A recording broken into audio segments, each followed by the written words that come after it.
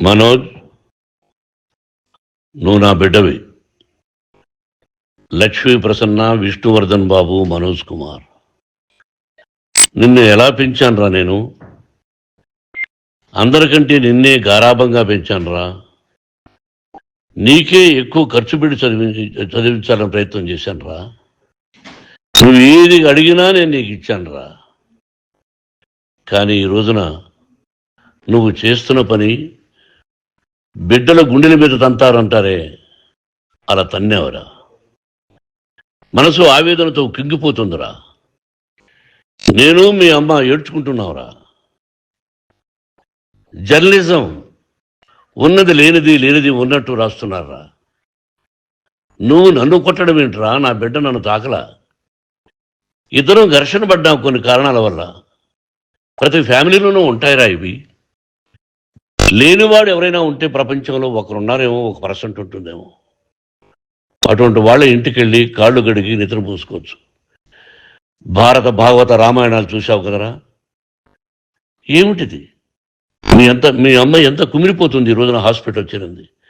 నీ వల్ల హాస్పిటల్ చేరుతాను. చూడు మనోజ్, నీకన్నీ ఇచ్చిన ఈ రోజున నువ్వు నా గుండెల మీద తనడమే కాకుండా అపకీర్తి తీసుకొచ్చావు. ఏదేదో రాశావు, ఏదేదో చెప్తున్నావు.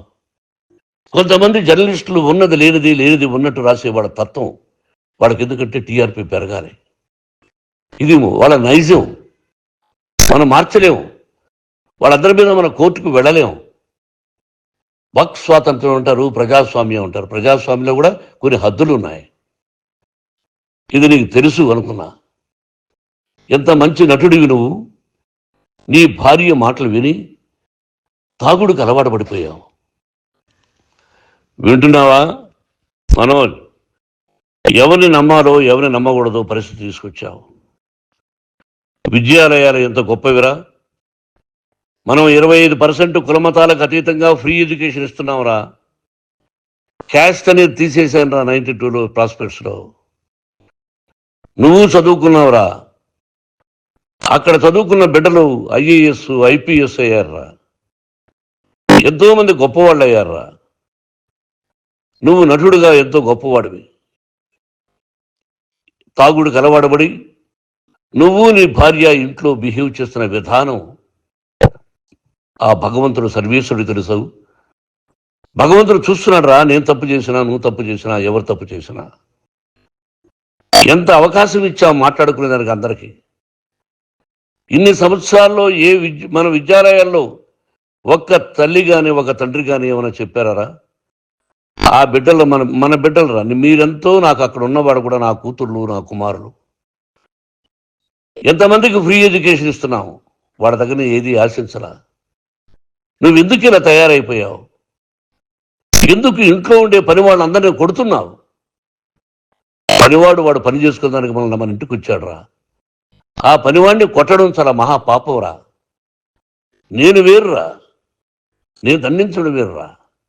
నేను ఎవరిని ఆ చిన్న వాళ్ళని కొట్టి అజ్జేసి ఇచ్చేసి చేయలేదురా.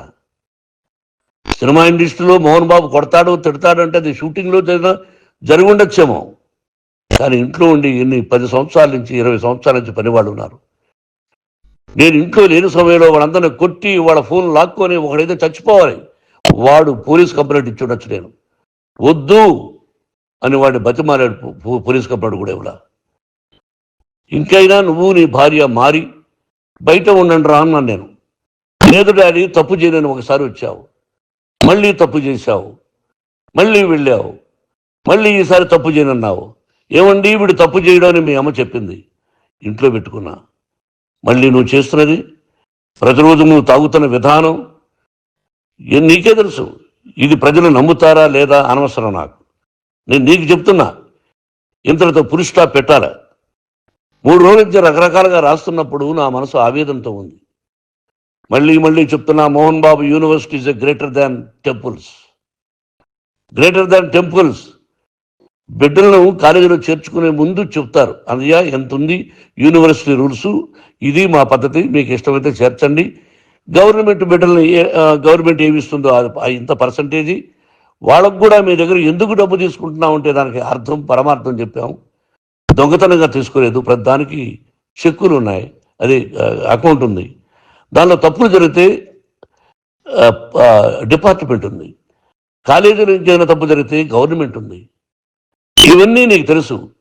ఈ రోజున ప్రపంచంలోనే నెంబర్ 1గా చేయాలని మీ అన్న కష్టపడి ఇతర దేశాల్లో నెంబర్ 1 యూనివర్సిటీ టైఅప్ చేశాడు. ఈ రోజు నువ్వు చేసిన విధానం ఏమిటి? నువ్వే ఒకప్పుడు నాకు ఇవి ఏమొద్దు, నేను యాక్టింగ్ అన్నావు. ఈ రోజున ఏం చేస్తున్నావు? విద్యాలయాల మీద పడ్డావు. తల్లిదండ్రులు చాలా గొప్పవాళ్ళరా. కొంతమందికి డబ్బు కట్టలేకపోవచ్చు, కట్టని వాళ్ళకు కొంత సహాయం చేసాం, అంతా సహాయం చేయలేము. బ్యాంకుల్లో డబ్బు కట్టాలి, లెక్చరర్స్కి డబ్బులు ఇవ్వాలి, యూనివర్సిటీ బ్రహ్మాండంగా నడపాలంటే మంచి లెక్చరర్స్ కావాలి. ఇవన్నీ తెలిసి చేస్తున్నావురా 32-33 సంవత్సరాల నుంచి. అది పక్కన పెడితే అందరినీ కొట్టడానికి వస్తావు, మీ అన్నం తిడతావు. ఒక వ్యక్తి వినయ్ గారని ఆయన వ్యక్తి హెల్ప్ చేయడానికి వస్తే ఆ వినయ్ ఎవరు లజ్జాగుడికి చంపేస్తాను వాడు అన్నావు. ఇవన్నీ ఎంత తప్పురా?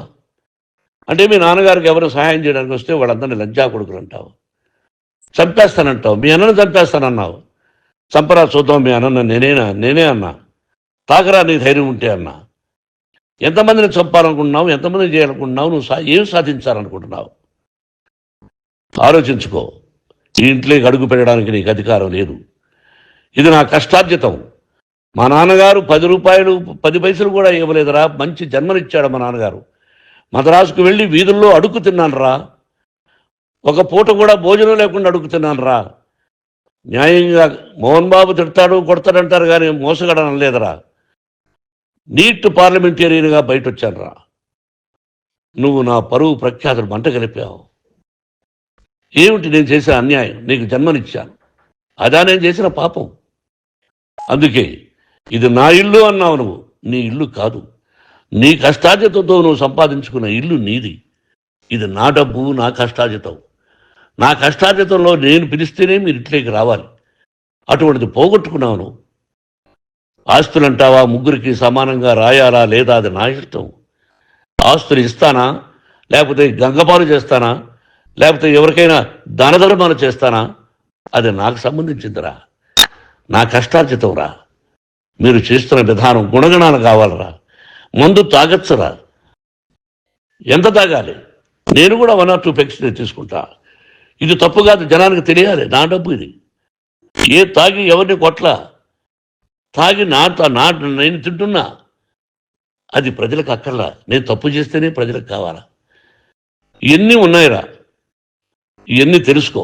జర్నలిస్ట్ సోదరులారా, మీకు నా గతాన్ని తెలుసు, నా భవిష్యత్తు, నేను ఎక్కడి నుంచి వచ్చాను కూడా మీకు తెలుసు. ఈ రోజున మీరు రాస్తున్న విధానం, నా బిడ్డ నన్ను కొట్టాడన్నారు. ఎంత తప్పు!